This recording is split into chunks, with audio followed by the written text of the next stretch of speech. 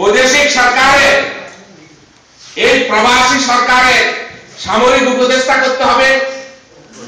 এই কথা যখন বলে, এই কথা বলার পরে ইন্দিরা গান্ধী এই কথা এগ্রি করার পর ইন্দিরা গান্ধী আমাদের দেশে ফোর্স পাঠানো শুরু করে এবং জিয়াউর রহমান তার নেতৃত্বে 22,000 বাহিনীর একটি কমান্ড গঠন করে মিজোরামে।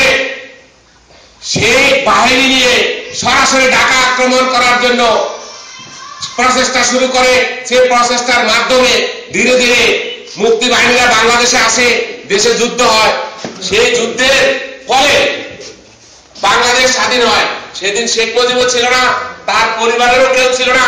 যে সমস্ত 4 নেতা, 6 নেতা, 12 নেতা, বটতলার উকিল যারা আজকে স্বাধীনতার ইতিহাসকে বিকৃত করতে চায়, তারা কেউ ছিলেন না।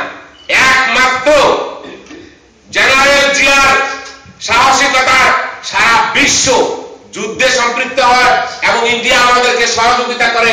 1977 সালে সর্বপ্রথম জিয়াউর রহমান যখন ইন্ডিয়া ভিজিট করেন, জিয়াউর রহমানকে গার্ড অফ অনার দেওয়া হয়েছিল এবং বলা হয়েছিল ইউ ডিক্লেয়ার ইন্ডিপেন্ডেন্ট বাংলাদেশ। ইন্ডিয়ার ইতিহাসে, পৃথিবীর ইতিহাসে এই কথাগুলো লেখা রয়েছে। আপনারা জানেন বাংলাদেশের স্বপ্নদ্রষ্টা, বাংলাদেশের প্রাণ পুরুষ, স্বাধীনতার স্বপ্নদ্রষ্টা শেখ জিয়াউর রহমান বাংলাদেশ জাতীয়তাবাদী দল গঠন করেছিলেন।